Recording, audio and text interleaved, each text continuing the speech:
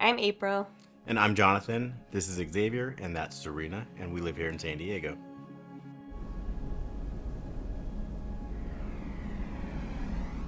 Xavier's a very happy toddler, so he makes us laugh every day.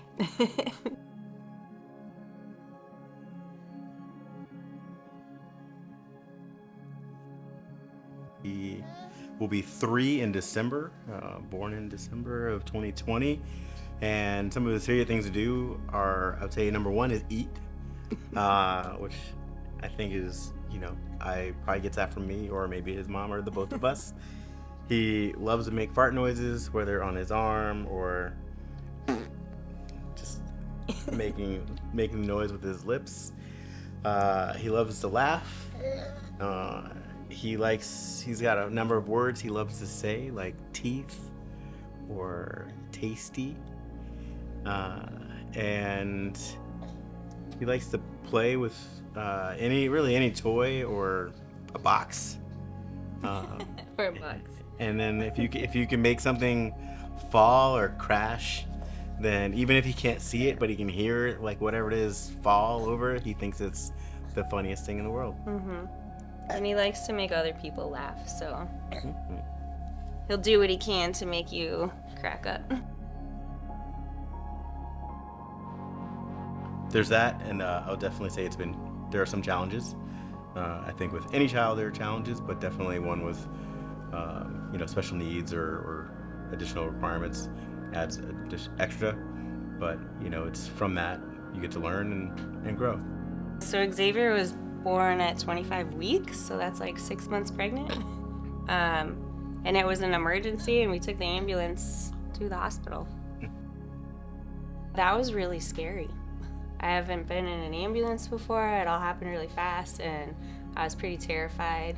And I remember telling the EMTs in the ambulance that I heard them calling the hospital that we were going to and saying 29 weeks, and I was like, no, he's 25.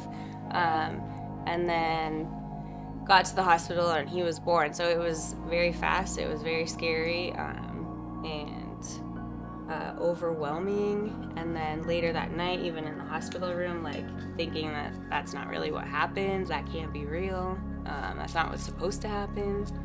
So all of those things.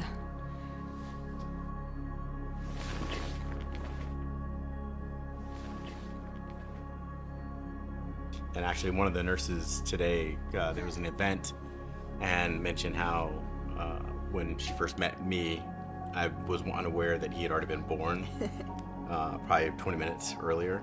And so, because they came in and said, "So have you picked a name yet?" And I was like, "Oh, he's here?"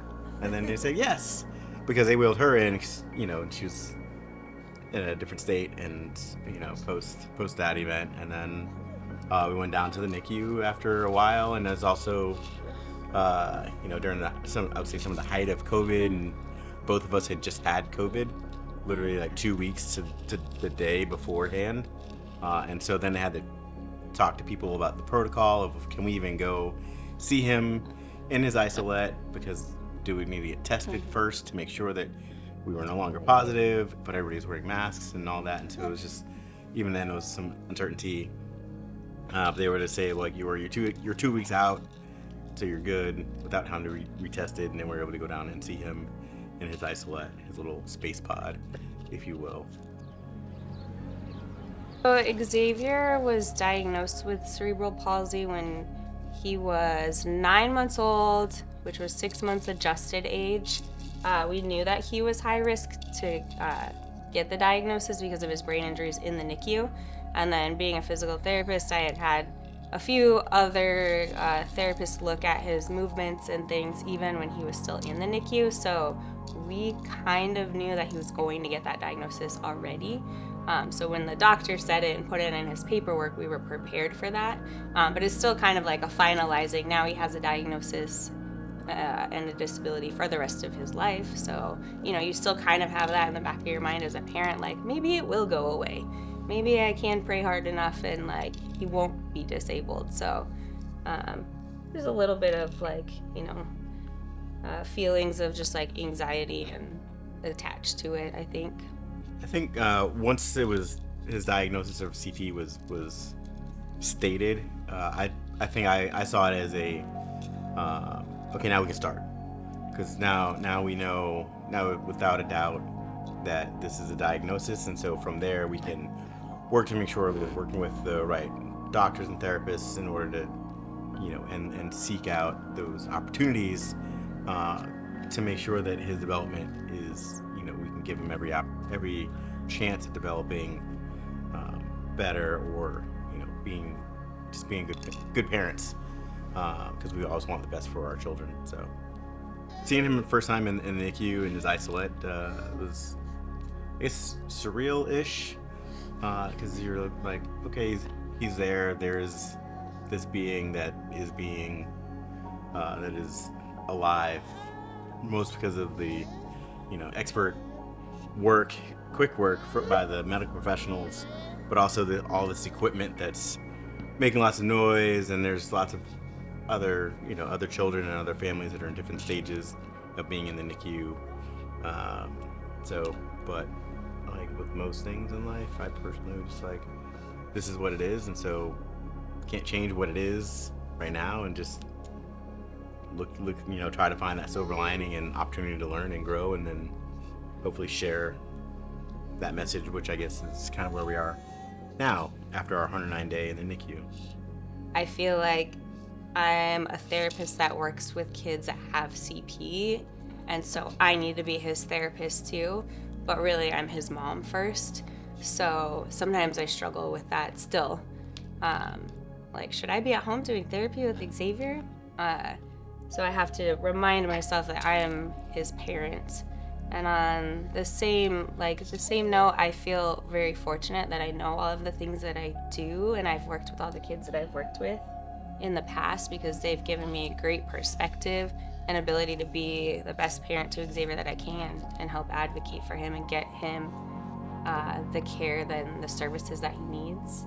Being a dad and of a child with a disability, it definitely is a different perspective than a father or a parent of somebody who doesn't have a disability.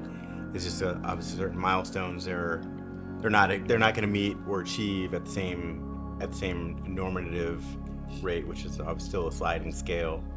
But they're just when people ask like how old he is, because he definitely is smaller, and so it's like, oh, he'll be 3 in December, and people you can kind of see their expressions change a little bit when people say like, well, you can see in their brain, the brain bubble says, looks pretty small for his age, and you have to explain, well, he's got cerebral palsy, and that affects his physical development, and so it kind of helps educate people a little bit more, which I have no problem. I've spent a lot of my career in the Navy is on the educational or training side, so I really have no problem training and educating people about cerebral palsy and just in his condition, or even just sharing our story, because I know that there are lots of other people who may be introduced to a similar situation, whether they like it or not. The Zing portable is important to have Xavier in an upright position, because that's developmentally at his age what he should be doing. And then the Zing portable has the hip abduction feature, which is a must for me for any patient or my own kid, for maintaining his hip alignment and hopefully avoiding any hip dysplasia.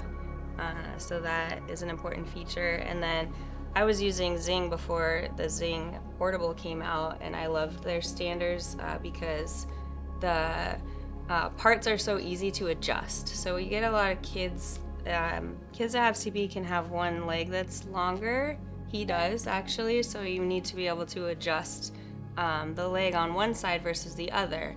And other standards can't do that, or they didn't used to. So the Zing was one of the first ones I had used that you can adjust it easily, and you don't need tools in your pocket or a therapist or a vendor to adjust it. So, as me as the non-PT, but engineer by degree for undergrad, I love a number of design features where the tripod aspect of it, it's very secure. So depending on what he's doing, I don't have to worry about just the legs. But the way they collapse, it's, really it's like a one-handed action to release and have the legs collapse in. The ease of switching out from whether he's in a prone or supine, laying on his back or laying on his stomach, to switch that out, it's pretty easy. We've sent it with him to his daycare, and his daycare workers, who are not trained therapists and nurses, are able to easily put him in and out of it so that he can interact with his the other kids in his daycare. And breaking it down, I can easily put it into a duffel bag to travel with, and then easily reassemble and reattach everything so that he can continue a standing program when we do travel. So if you have a child that is diagnosed with CP, absolutely, I say get them standing as soon as you can. So, we started when he was 9 months adjusted age, because that's when other kids start pulling to stand. And just make it part of their routine, because once you start doing it, then they know that it's part of their day, because it's so beneficial on so many different levels. I would say we try to get him in the standard probably just about every day, depending on what's going on. Our goal is 5 days, so he usually gets that. Yes. And then, I would say up to an hour. Yeah. In each time.